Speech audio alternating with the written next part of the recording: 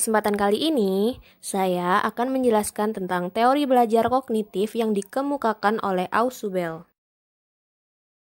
Sebelum kita masuk ke pembahasan tentang teori belajar Ausubel, kita perlu tahu siapa sih Ausubel itu? David Paul Ausubel adalah seorang ahli psikologi pendidikan asal Amerika. Ia terkenal dengan teori belajar bermakna atau meaningful learning. Ia membagi belajar ke dalam dua dimensi, yaitu yang pertama penerimaan atau penemuan. Hal ini berhubungan dengan bagaimana cara materi pelajaran disajikan kepada siswa, bisa melalui langsung dari guru atau siswa yang harus mencari materi sendiri. Yang kedua, hafalan atau bermakna. Hal ini berhubungan dengan sikap siswa setelah memperoleh materi. Apakah siswa hanya menerima materi saja, atau siswa akan mengkaitkan informasi yang diterimanya pada struktur kognitif yang telah ada.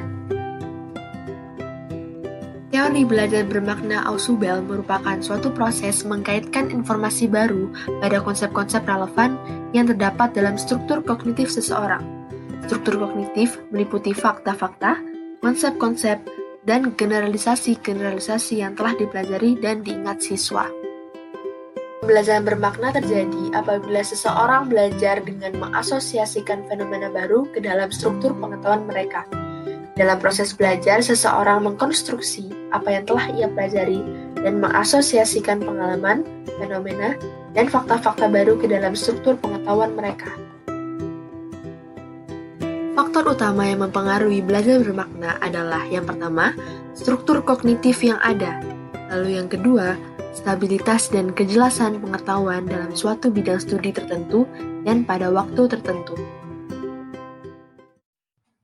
Selanjutnya, prinsip penerapan teori belajar bermakna saat mengajar ada 4. Yang pertama ada pengaturan awal atau advanced organizer. Pengaturan awal mengarahkan siswa ke materi yang akan dipelajari, serta membantu mereka untuk mengingat kembali informasi yang sudah ada, kemudian mengasimilasi dengan informasi yang baru. Lalu yang kedua, diferensiasi progresif. Guru mengajarkan konsep atau urutan belajar dari yang umum ke yang khusus. Yang ketiga, belajar superordinat. Terjadi bila konsep-konsep yang telah dipelajari sebelumnya sebagai unsur-unsur dari suatu konsep yang lebih luas atau lebih inklusif.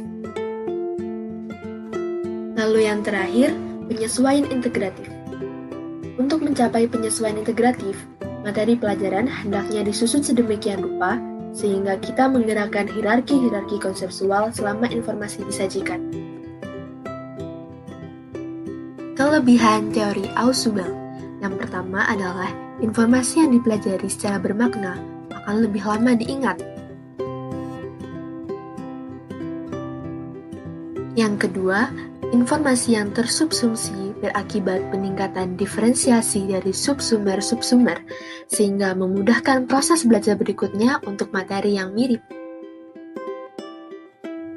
Lalu yang terakhir, informasi yang pernah dikuasai sebelumnya masih meninggalkan bekas, sehingga memudahkan proses belajar mengajar untuk materi pelajaran yang mirip walaupun telah lupa.